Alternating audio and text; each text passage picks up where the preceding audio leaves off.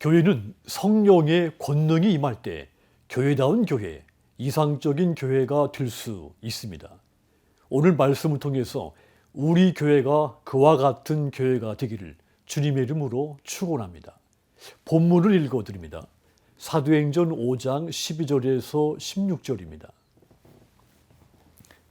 사도들의 손을 통하여 민간의 표적과 기사가 많이 일어나매 믿는 사람이 다 마음을 같이하여 솔로몬 행각에 모이고 그 나머지는 감히 그들과 상종하는 사람이 없으나 백성이 칭송하더라.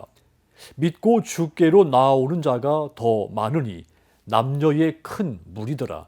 심지어 병든 사람을 메고 거리에 나가 침대와 요 위에 누이고 베드로가 지날 때에 혹 그의 그림자라도 누구에게 덮일까 바라고 예루살렘 부근의 수많은 사람들도 모여 병든 사람과 더러운 귀신에게 괴로움 받는 사람을 데리고 와서 다 나음을 얻으니라. 아멘.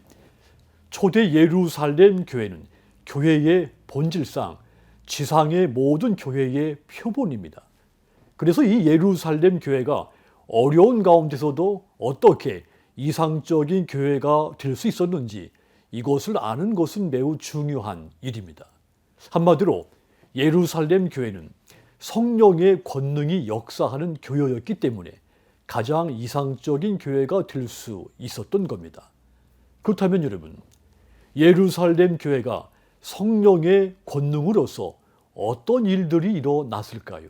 그리고 지금 이 시대 우리 교회의 성령의 권능으로서 어떤 일들이 일어나야 됩니까?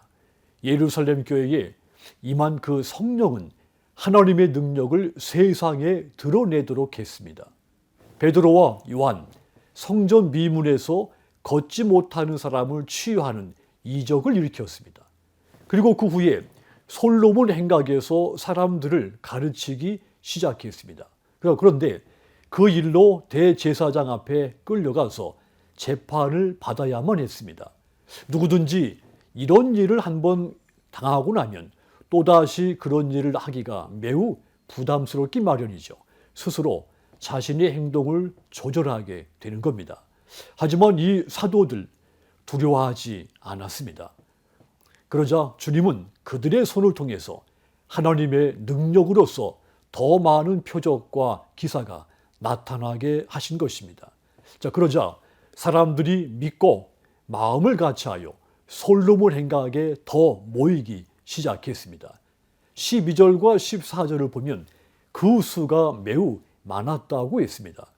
물론 사도들의 가르침과 표적을 믿지 않는 자들도 있었고 대제사장과 서기관들이 두려워서 사도들과 그 가르침을 따르지 않는 많은 사람들도 물론 있었습니다. 하지만 감히 솔로몬 행각에 모여서 사도들의 가르침을 따르는 그 사람들을 대적하지는 못했습니다. 13절 보면 대부분의 사람들이 교회를 칭송을 했다고 했습니다.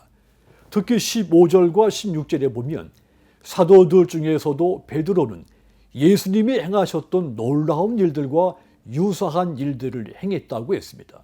예수님이 갈릴리에서 그리고 예루살렘 성전에서 가르치시고 권능을 발휘하셨던 것 같이 하나님의 능력을 세상을 향해 드러냈던 것입니다. 비록 대제사장 또 지도자들의 핍박은 여전히 있었지만 하나님의 크신 능력이 사도들을 통해서 세상을 향해 드러나고 있었던 겁니다.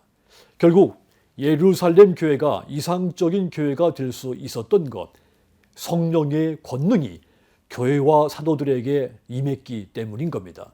그러므로 여러분 속에 성령의 권능이 임하셔서 하나님의 크신 능력을 온 세상을 향해 드러내며 사시기를 주님의 이름으로 축원합니다.